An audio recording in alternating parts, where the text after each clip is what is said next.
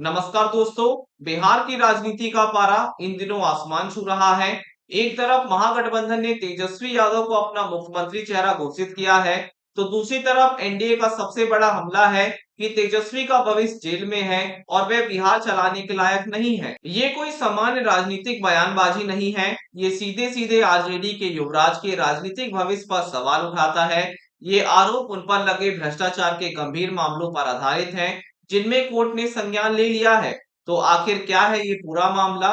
कौन से वो घोटाले हैं जिनके चलते विरोधी दल उन्हें सीधे जेल जाने की धमकी दे रहे हैं? आइए समझते हैं। सबसे पहले बात करते हैं नौकरी के बदले जमीन घोटाले की। ये मामला तब का है जब लालू प्रसाद यादव 2004 से 2009 तक देश के रेल मंत्री थे। आरोप है कि लालू यादव ने रेलवे में ग्रुप डी की नौकरी दिलाने के बदले में लोगों से बाजार दर से काफी कम कीमतों पर जमीनें ली या उन्हें दान के रूप में ले लिया। जांच एजेंसियों का आरोप है कि ये जमीनें बाद में लालू परिवार के सदस्यों के नाम पर ट्रांसफर कर दी गई थी। इस घोटाले में न केवल लालू यादव और राबड़ी देवी आरोपी हैं, बल्कि तेजस्वी यादव को भी आरोपी बनाया गया है।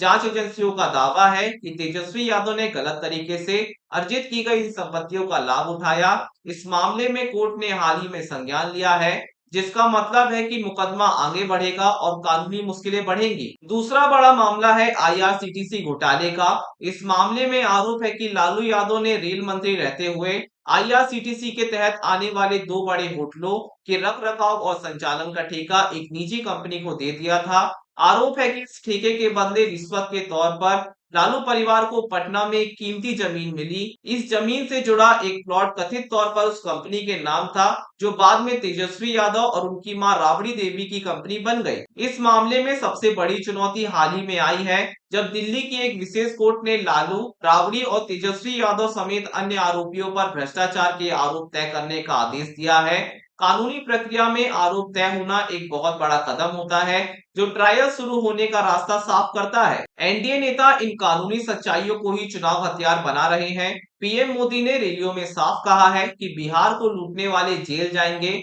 जो कि सीधे सीधे तेजस्वी यादव को एक संदेश देता है। उनका तर्क है कि जो खुद कानूनी लड़ाई में फंसा है, वे बिहार की सत्ता कैसे संभालेगा। लेकिन तेजस्वी यादव इन हमलों पर डटकर खड़े हैं। उनका कहना है कि ये सब बीजेपी की राजनीतिक प्रतिशोध की कार्रवाई है।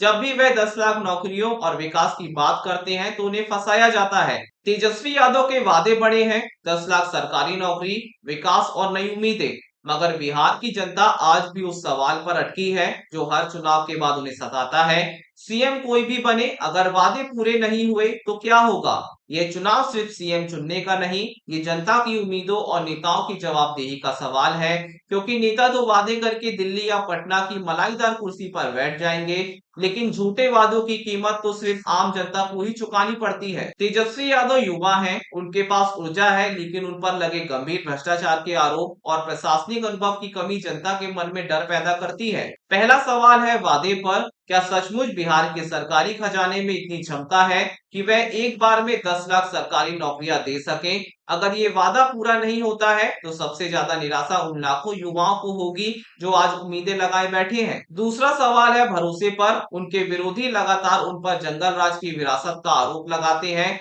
अगर सत्ता परिवर्तन के बाद कानून व्यवस्था की स्थिति सुधरने की बजाय बिगड़ गई, तो फिर अपराध और भ्रष्टाचार की चक्की में पिसेगी तो आम जनता ही। जनता जानती है कि चुनाव के समय हर नेता गरीबों का मसीहा होता है, लेकिन कुर्सी मिलते ही प्राथमिकताएं बदल जाती हैं। और यही है बिहार की जनता की सबसे बड़ी मजबूरी। उनके सामने दो विकल्प हैं। एक तरफ वह नेतृत्व है जो अनुभवी है, लेकिन बदलाव की धीमी रफ्तार के लिए जाना जाता है।